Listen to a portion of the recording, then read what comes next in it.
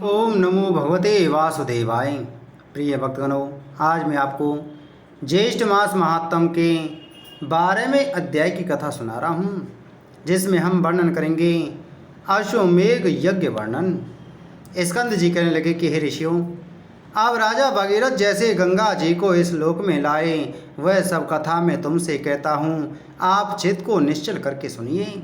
प्रथम सूर्य कुल में राजा सगर परम धार्मिक देवताओं तथा दैत्यों का निर्वहरण करने वाला विख्यात हुआ था।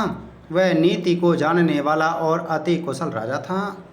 अयोध्या को अपनी राजधानी बनाकर पुर के समान सातों द्वीपों की रक्षा करता हुआ वह राजा समस्त पृथ्वी पर शासन करता था।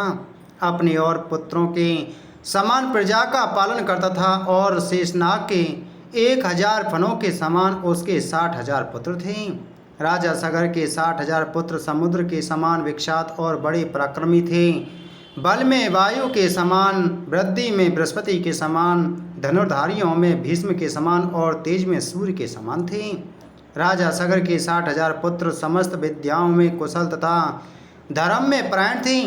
ऐसे 60,000 पुत्रों सहित राजा सगर ने अश्वमेघ नाम वाला बड़े प्रसिद्ध यज्ञ को प्रारंभ किया। राजा सगर ने ऋषि वशिष्ठ की आज्ञा अनुसार और उनकी सहायता से विधिवत संकल्प करके यज्ञ का घोड़ा छोड़ दिया। अनेक सेनाओं से सुशोभित सेनाचरों तथा वीर पुत्रों सहित यज्ञ का घोड़ा, जिसकी रक्षा के लिए राजा सगर के 60,000 पुत्र थे, चल पड़ा। अपनी इच्छा पूर्वक एक देश से दूसरे देश को जाता हुआ थकावट से युक्त वह श्रेष्ठ घोड़ा जिन जिन विख्यात राजाओं से पकड़ा गया, उन सब राजाओं को अपने बल से जीतकर और अपने शरणागत होने पर छोड़ दिया। इस प्रकार इस भूमंडल के समस्त राजाओं से कर लेकर उसे छोड़ दिया गया और उन राजाओं से कर में गधे, ऊंट, घोड़े, हाथी और धन आदि सब सामान एकत्रित करके अयोध्या लाया गया। इसके पश्चात यज्ञ की समाप्ति पर विधि पूर्वक ऋतुजनों को दक्षिणा दी गई और 10 दिशाओं से लाया गया।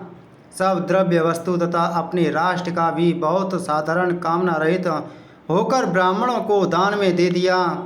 तो स्वर्ग के राजा इंद्र चकित हो गए और घबराकर सोचने लगे कि अब मैं क्या करूं और कहां जाऊं, मेरी रक्षा कौन करेगा। राजा सगर के 100 यज्ञ पूर्ण होने पर वह अवश्य मेरा इंद्रासन छीन लेगा, ऐसा विचार कर युद्ध के लिए तत्पर हो गया और समस्त देव सेना लेकर पृथ्वी पर आ गया। सगर पुत्रों ने भी सहसा इंद्र को आए हुए देखकर यह निश्चय करके कि देवताओं ने कि राजा इंद्र यज्ञ का घोड़ा हर ले जाने के लिए आया है।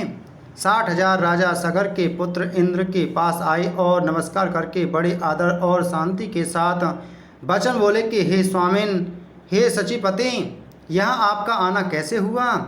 सगर पुत्रों के ऐसे वचन सुनकर इंद्र, जिनका होठ क्रोध से मारे कांप रहा था, बोले कि तुम मेरा यह सब राज्य और इंद्रपद सब कुछ हरण करने के लिए तैयार हो रहे हो और अब बच्चों के समान श्रेष्ठ और मधुर वचन बोल रहे हो, जैसे तुमको कुछ पता ही नहीं।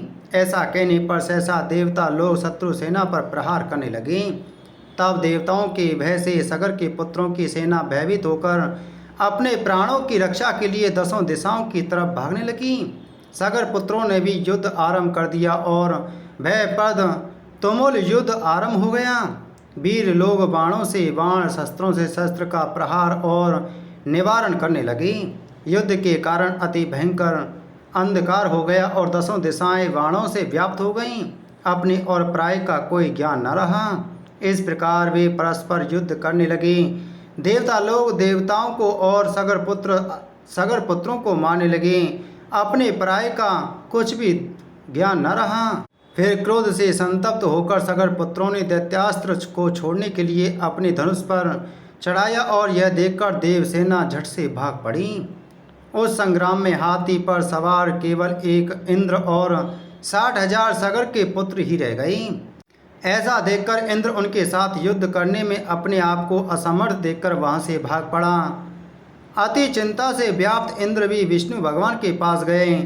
इंद्र के चले जाने पर सगर पुत्र और उनकी सेना अपने निवास स्थान को चली गई। उनको सगर पुत्रों ने स्वामी को गौरव के लिए बहुत सा धन वस्त्र और भूषण देकर प्रसन्न किया। इति श्री ज्येष्ठ मास महात्म अश्वमेघ यज्ञ वर्णन 12 अध्याय संपूर्ण। बोलो ज्येष्ठ मास महात्म की जय। बोलो विष्णु भगवान की जय।